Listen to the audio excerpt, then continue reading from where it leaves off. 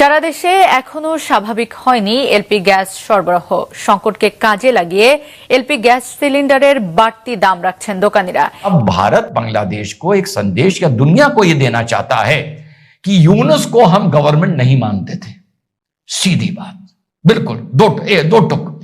जो भी बांग्लादेश में डेमोक्रेटिक गवर्नमेंट लाएगा या एक डेमोक्रेटिक लीडर होगा, चाहे पास्ट जैसा भी हो, हम उससे रीमीडिएट एंड रीनिगोशिएट करने को तैयार हैं।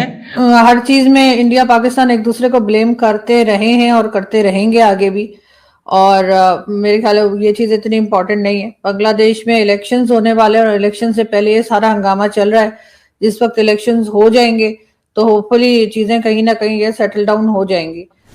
वो तो ये बातें हैं कि जी हम किसी तरीके के साथ बांग्लादेश को ऊपर और नीचे कट करेंगे। हम ऊपर हम कट करेंगे जहां चिकन्स नेक है, इंडिया बांग्लादेश की टेरिटरी जो है उसको कट करके अपना हिस्सा बनाएगा। सेवन सिस्टर्स की आप बात करें, वो जो क्योंकि जब से यहाँ से लगाना कि हम सेवन सिस्टर्स के अंदर गड़बड़ करेंगे, हम करेंगे वहाँ वी विल एक्सपोर्ट जिहाद जी। तो ये भी उस समय यहाँ लोगों ने कह दिया बांग्लादेश। और हम अपना जो बड़प्पन है, जो मानवता है, वो डिप्लोमेसी है, उसको ट्रिगर इनिशिएट कर रहे हैं। लेकिन यूनुस के साथ हम कभी नहीं करते, अब हम कर रहे हैं क्योंकि अगर ये बंदा आके चुनाव लड़ेगा और जीत के आएगा तो ये डेमोक्रेटिकली इलेक्टेड लीडर होगा। तो समझिए, सिर्फ तलवार से वायलेंस नहीं की जाती, किताब से भी आप वायलेंस कर सकते हैं। टू नेशन थ्योरी किताब का वायलेंस है। जी चलें। आरजू मैम, आप क्या समझती हैं इंडिया और बांग्लादेश के रिलेशंस दिन ब दिन ख़राब से ख़राब तर होते जा रहे हैं। अभी भी वहाँ पर प्रोटेस्ट चल रहे हैं जो कि एंटी इंडिया स्लोगन को बहुत ज़्यादा वहाँ पर प्रमोट कर रहे हैं। दोस्तों, क्या बांग्लादेश एक बड़े फाइनेंशियल और एनर्जी कोलैप्स की तरफ बढ़ रहा है?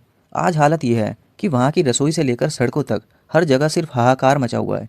इमेजिन कीजिए, एक ऐसा देश जहाँ 5 करोड़ LPG सिलेंडर्स की ज़रूरत है, वहाँ आज सिर्फ 1.25 करोड़ सिलेंडर्स ही भरे जा रहे हैं। मतलब 75% लोगों के पास खाना पकाने के लिए गैस ही नहीं है।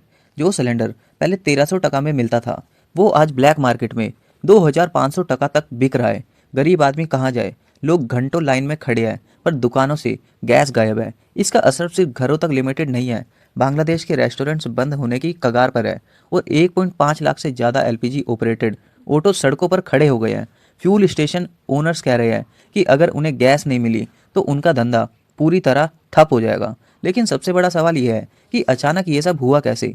एक तरफ लोकल गैस प्रोडक्शन गिर रहा है और दूसरी तरफ मोहम्मद यूनुस की केयरटेकर गवर्नमेंट क्लेम्स तो बड़े बड़े करती है, पर ग्राउंड रियलिटी कुछ और ही है।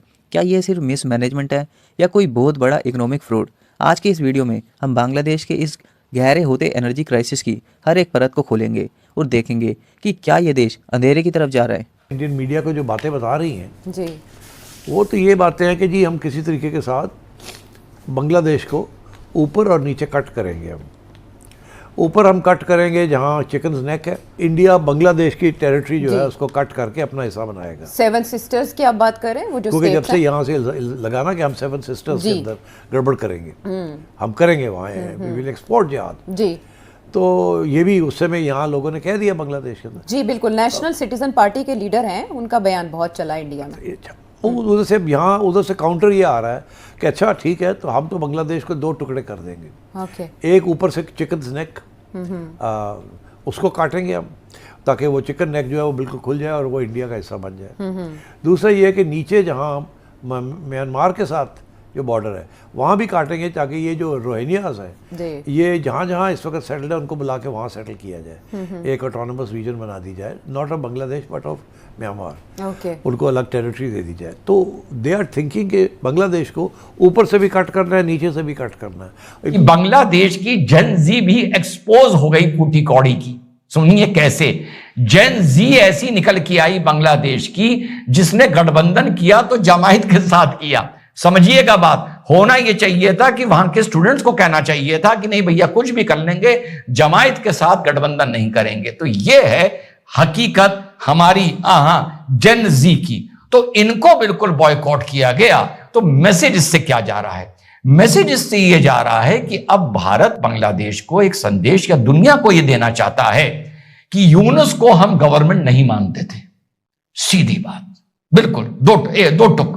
जो भी बांग्लादेश में डेमोक्रेटिक गवर्नमेंट लाएगा या एक डेमोक्रेटिक लीडर होगा, चाहे पास्ट जैसा भी हो, हम उससे रीमीडिएट एंड रीनिगोशिएट करने को तैयार हैं। और हम अपना जो बड़प्पन है, जो मानवता है, वो डिप्लोमेसी है, उसको ट्रिगर इनिशिएट कर रहे हैं। लेकिन यूनुस के साथ हम कभी नहीं करते, अब हम कर रहे हैं, क्योंकि अगर ये बंदा आके चुनाव लड़ेगा और जीत के आएगा तो ये डेमोक्रेटिकली इलेक्टेड लीडर होगा।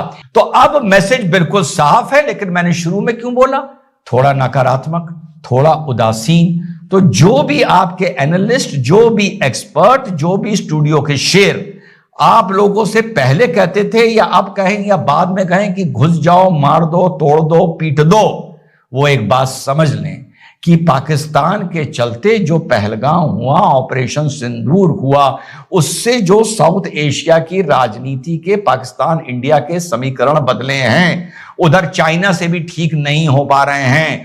तो भारत के पास, उल्टा बता रहा हूं, इस टाइम ऑप्शन कोई नहीं है सिवाय इसके कि किसी तरह हमारे रिश्ते बांग्लादेश के साथ नॉर्मलाइज हों। अब बहुत से आप में से साथी ये भी कहेंगे कि वीडियो की शुरुआत तो हुई कि इस हिंदू को मार दिया गया, उस हिंदू को जला दिया गया, और अब मैं कह रहा हूं कि भारत कुछ नहीं कर सकता। हां साथियों, ऐसी घटनाओं पे सिर्फ कड़ी निंदा कर सकता है, विरोध कर सकता है, उनके एनवॉय को कॉल कर सकता है, शिकायत दर्ज करा सकता है। लेकिन आई एम सॉरी टू से कि इस टाइम हालात ऐसे हैं कि इसके आगे और कुछ नहीं कर सकता है। बांग्लादेश में एनसीपी और जमायत की पकड़ देखते हुए सुन रहे हैं, जाहिर सी बात है ये गठबंधन नंबर 2 पर आएगा, क्योंकि दो ही पार्टियां वहां चुनाव लड़ रही हैं। खालिदा जिया की लड़ रही है और आपकी जमायत की लड़ रही है, और ऊपर चाइना बैठा है, और खालिदा जिया, इनके हस्बैंड, इनका रुझान पहले से पहले भी बता चुका हूं चाइना की तरफ रहा है। तो भारत के पास इस टाइम बांग्लादेश में दौर बदलते हैं, फिजाएं बदलती हैं, वक्त बदलता है। इस टाइम वक्त ऐसा नहीं है कि भारत बांग्लादेश के साथ अपने रिश्तों को खत्म करके वहां पर जमायत को मजबूत कर दे। अब दो फैक्शन हो गए, यहां पर एक थर्ड प्लेयर भी बीच में एंटर कर गया, जो कि वाइल्ड कार्ड एंट्री है, वो है भारत की अराकान आर्मी। वो भारत को सपोर्ट करती है, भारत उनको सपोर्ट करता है, मुझे पता नहीं है, आपको पता होगा तो मुझे बता देना। ये बुद्धिस्ट रिबेल्स है। अराकान आर्मी फाइट कर रही है म्यांमार की गवर्नमेंट के साथ और रोहिंग्या के जानवरों के साथ, लेकिन ये फ्रेंडली है भारत के साथ। अब रिपोर्ट्स ये आ रही हैं, जो मैंने शुरू में बताया था आपको, कि वो चाहते हैं कि अगर उनको अपना वजूद बचाना है तो वो चाहते हैं कि मोदी जी इस टेरिटरी को अपने भारत के साथ वो मिला लें और भारत का वो स्टेट बन जाए। सोच के देखिए, नया state who wants to join with India।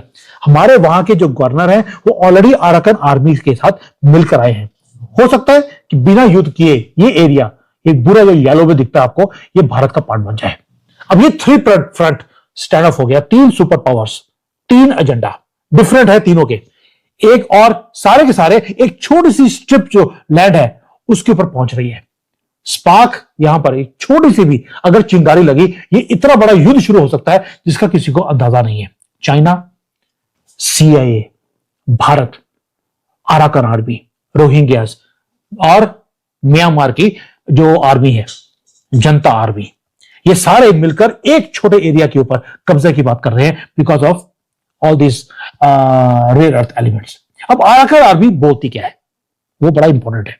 Arakan army ने बोला कि यहां पर बहुत ज्यादा चूहों की जैसे, कॉकरोचों की तरह इन्होंने नीचे टनल्स बनाई हुई हैं। तो दोस्तों सवाल ये उठता है कि क्या बांग्लादेश इस गहरे गड्ढे से बाहर निकल पाएगा? संकट सिर्फ गैस का नहीं है बल्कि बिजली का भी है।